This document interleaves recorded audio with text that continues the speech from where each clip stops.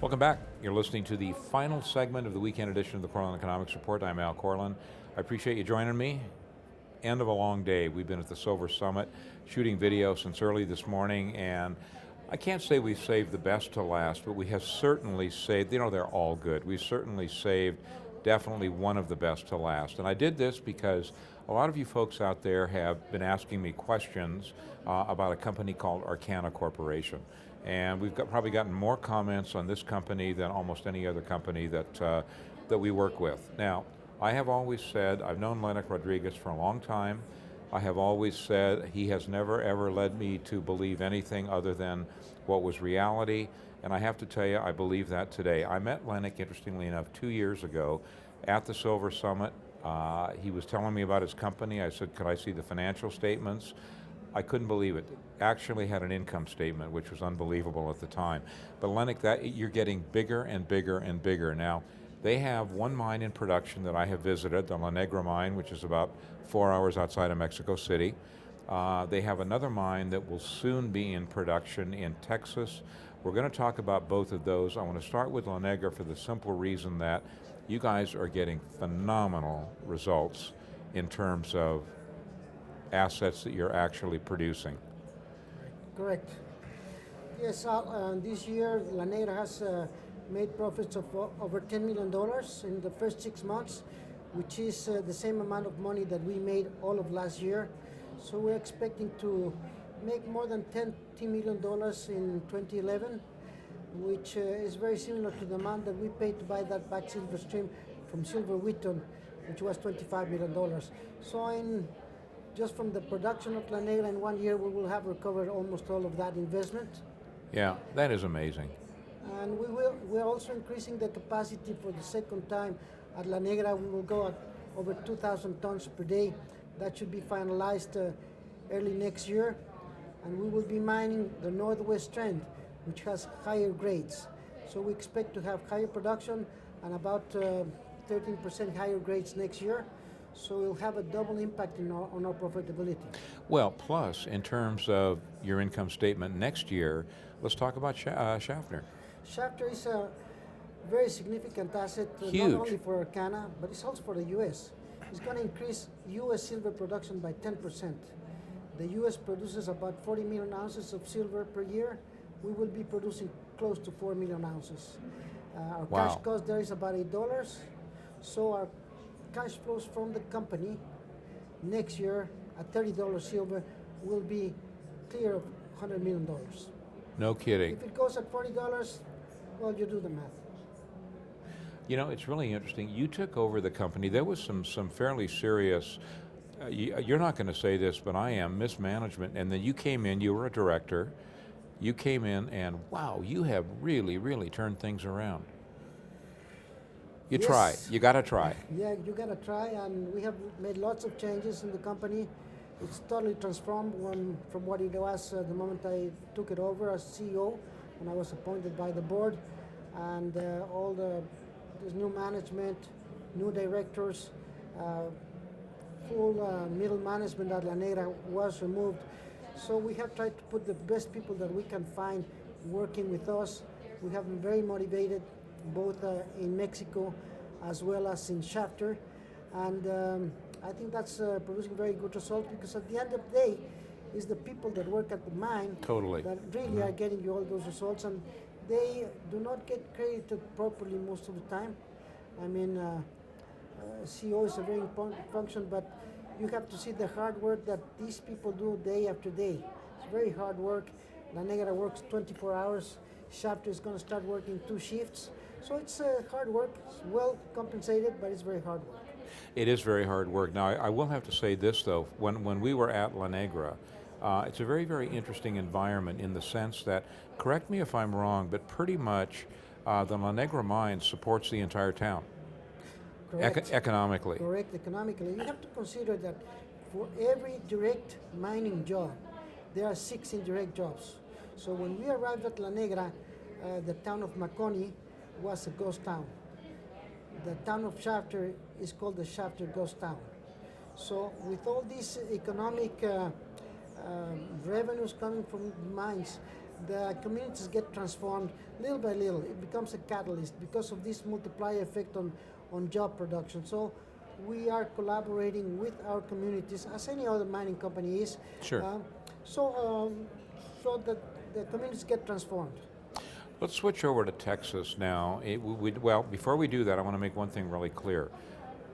The revenues at La Negra so far this year for the first 6 months have surpassed the revenues for all of last year. Is that correct? The profits. The profits. Yeah. Okay, and that's And what it's all about. Yeah, exactly. There's two things. Thing is to mine metals. The other thing is to mine metals profitably. Exactly. Which we've been doing consistently since I took over as CEO of the company. Sure. We expect to double our revenues from La Negra this year. You do compared again. to Okay. last year. Okay. Revenues, profits. Profits, double them, more than double them. Okay. Revenues as well. Okay. Let's swing over to Texas, Shafter. We're talking about a major asset. You have taken this over, you have funded everything, so you're all set. If I'm not mistaken, you raised somewhere in the neighborhood of $60 million in equity last December. Yeah. Okay, well that's a big number. Okay. Well, that's a big number. Well, it was 200% of our market cap at the time. Yeah. Our market cap was $30 million last year. Today is fully diluted, close to $300 million. So that's the results that we've been achieving for the company. Okay, let's talk about timelines in terms of Shafter. Now, we talked with you on the radio probably a month ago, okay? And if I'm not mistaken, you were saying at the time that you expected Shafter to be into production. And again, I want to stress, this is a forward-looking statement. There's no guarantees in this business, and nobody knows that better than you and I, but you're expecting Shafter to be in production by the end of February, is that correct? Well, we expect to have it in production sometime in March, commission the plant, let's put it that way, and then to be in full commercial production should take about 45 days. So we're just a few months away from becoming a mid-tier silver producer with a monthly production of over 400,000 ounces per month. In terms of infrastructure, are you just about there in terms of getting everything in place? Yeah, we have the Merrill Crowe refinery has already been built, is being shipped to the site. The ball mill has extra capacity, so we have permits for 1,500 tons per day. The ball mill can handle 2,400 tons per day, and we will increase production as soon as the ore body allows us. That'll be once we are mining the Block 3, which we expect to start mining Block 3 in January of 2012. Well, I'm curious about one thing now. You're going to be doing significant production, if that happens, from Shafter.